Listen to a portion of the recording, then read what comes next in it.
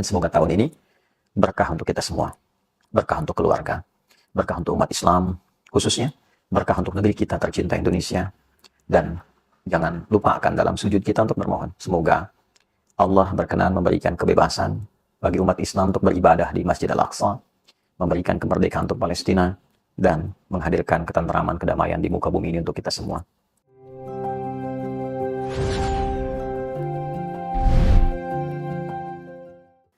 Bismillahirrahmanirrahim. Assalamualaikum warahmatullahi wabarakatuh. Alhamdulillah Rabbil Alamin. Wassalatu wassalamu ala Rasulillahil Karim. Nabiyyina wa sayyidina Muhammadin wa ala alihi wa sahbihi ajma'in wa ba'd.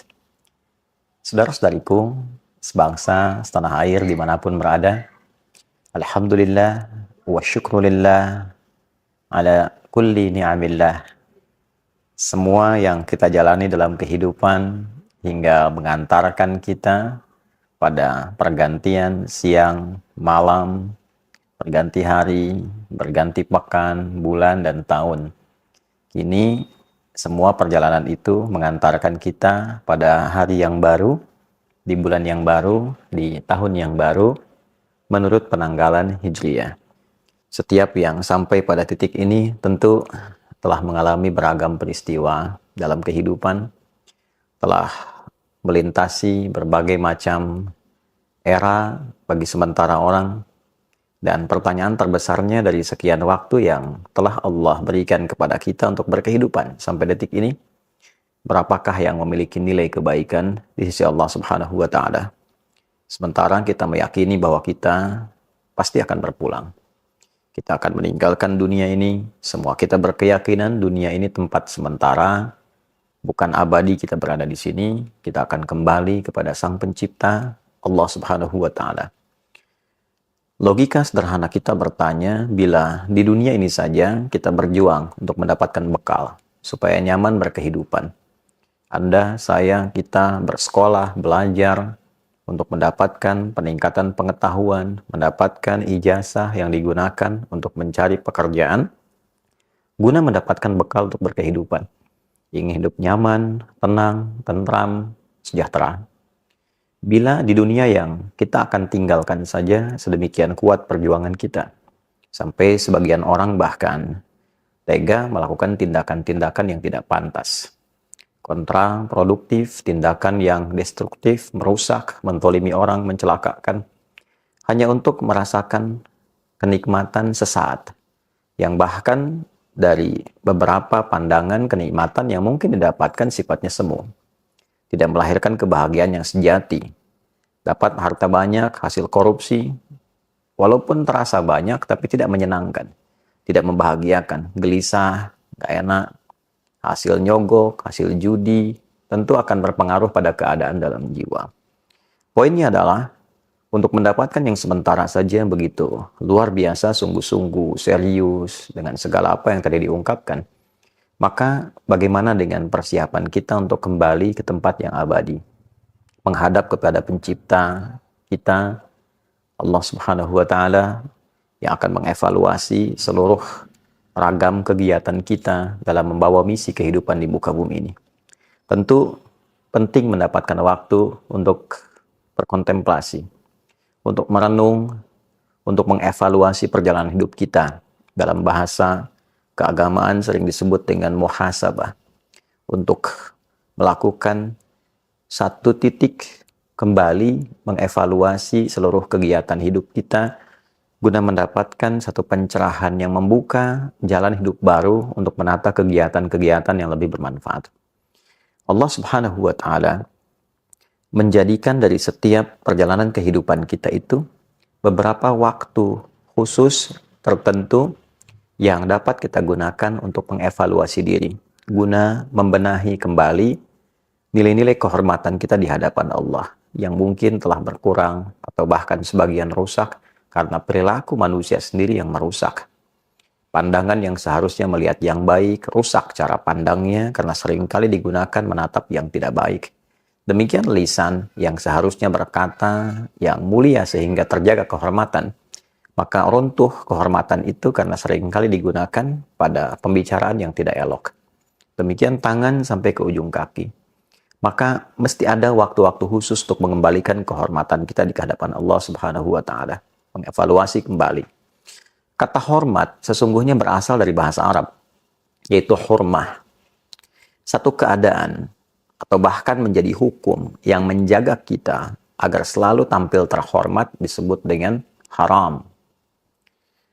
Haram sebagai hukum dihadirkan dalam agama sesungguhnya bukan sekedar untuk mencegah, tapi lebih kepada menjaga kehormatan kita dengan mencegah berbagai tindakan yang bisa meruntuhkan kemuliaan itu.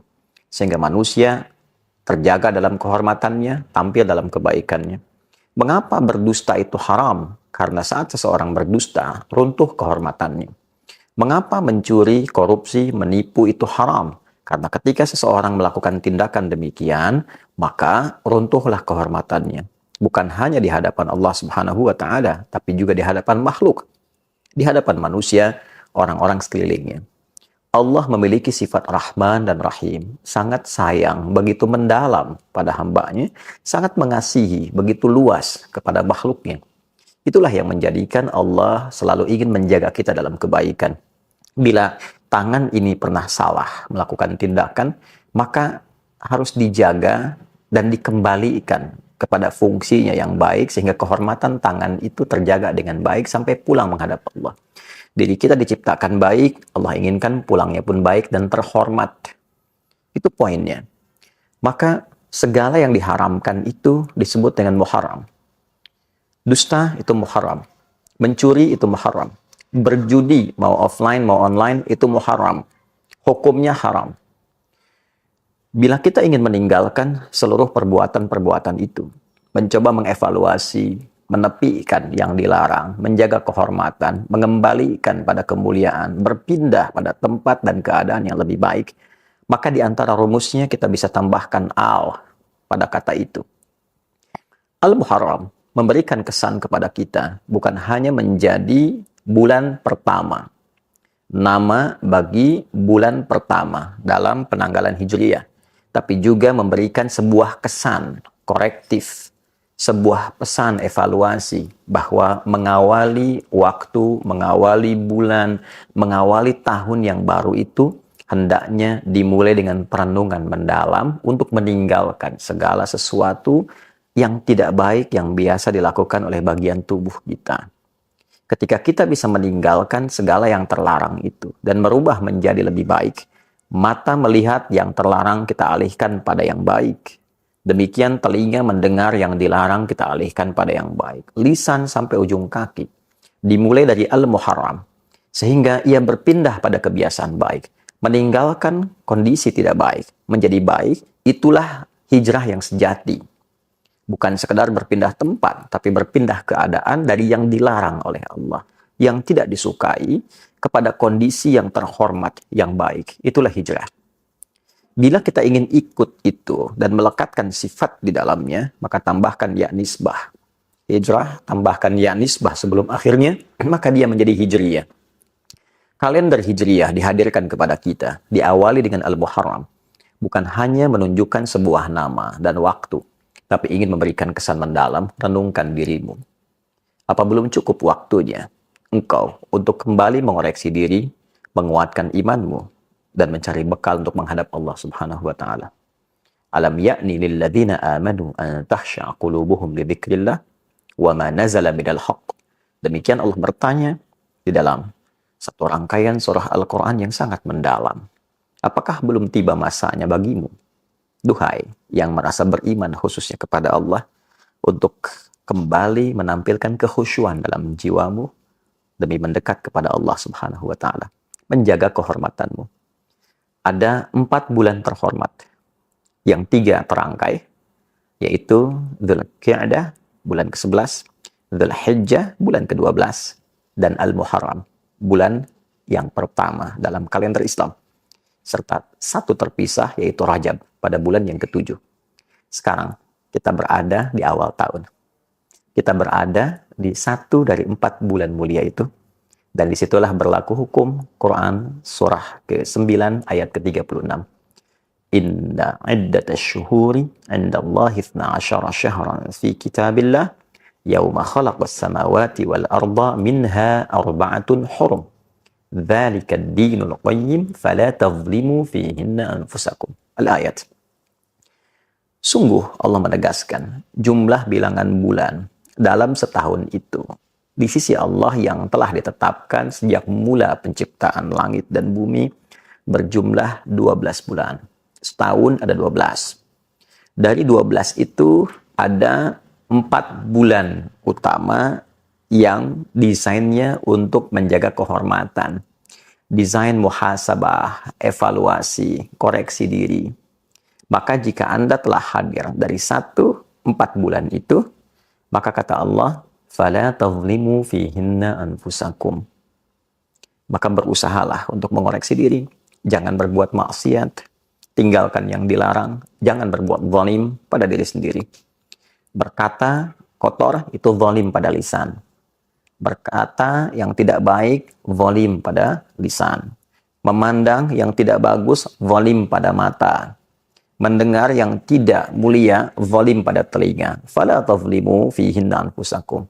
Jangan sekali-kali engkau mencoba menzalimi dirimu di waktu-waktu itu. Nah, itulah ketentuan agama yang benar. Ya, Allah menyampaikan dzalika ad-dinul qayyim. Sebelumnya, ketentuan agama yang benar itu di antara pembuktiannya adalah penjagaan terhadap perilaku kita untuk tampil lebih mulia. Ini yang tampak di hadapan Al-Quran. Definisi kemuliaan di hadapan Allah adalah ketika akhlak kita dapat terjaga yang dihasilkan dari pendidikan ibadah kita kepada Allah Subhanahu wa taala. Itu yang menjadikan suksesnya salat seseorang itu ketika tampak baik akhlaknya. Tanha 'anil fahsya wal munkar. Salat sekian banyak rakaat, sekian panjang dibacakan tapi tidak merubah perilaku menjadi lebih baik, maka itu hanya sekedar memenuhi rukun syarat untuk naik turun tapi tidak menjaga kualitas dan kekhusyuan di dalamnya. Untuk itu saudaraku, sekali lagi saya Andi Hidayat ingin memohon maaf demi memberikan contoh pertama pada diri pribadi sebelum mengajak siapapun. Saya memohon maaf kepada saudara-saudariku dimanapun berada. Bila selama ini Anda pasti mendapati hal yang kurang wajar untuk kami tampilkan. Boleh jadi didapati kata-kata yang tidak elok untuk disampaikan. Saya memohon maaf dengan segala kerendahan hati bagi berbagai pihak yang mungkin merasa kurang berkenan atau bahkan tersinggung dengan rangkaian kata-kata yang pernah saya ungkapkan selama berkehidupan sampai detik ini.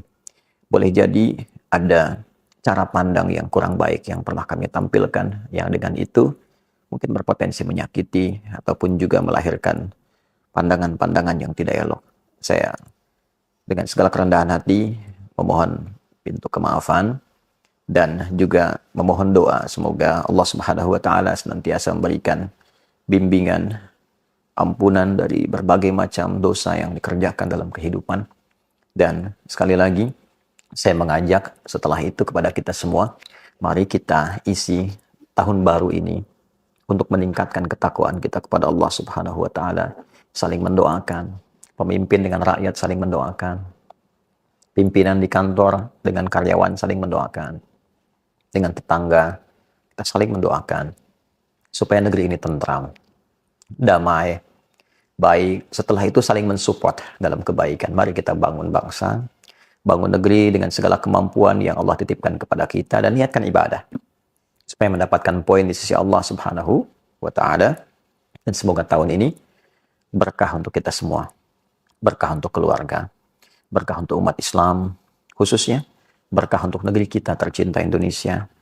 Dan jangan lupakan dalam sujud kita untuk bermohon semoga Allah berkenan memberikan kebebasan bagi umat Islam untuk beribadah di Masjid Al-Aqsa, memberikan kemerdekaan untuk Palestina, dan menghadirkan ketentraman, kedamaian di muka bumi ini untuk kita semua. Semoga Allah mengabulkan. Allahumma rabbana taqabbal minna innaka antas sami'un alim wa tub 'alaina innaka antat tawwabur rahim. Rabbana zalamna anfusana wa illam taghfir lana wa tarhamna lanakunanna minal khasirin. Allahumma rabbana atina fid dunya hasanah fil akhirati hasanah wa qina adzaban nar. Wa sallallahu ala sayyidina Muhammad wa ala alihi wa sahbihi ajma'in. Wa akhiru da'wana subhanakallahumma rabbana wa bihamdika asyhadu an la ilaha illa anta nastaghfiruka wa natubu ilaik. Walhamdulillahi rabbil alamin.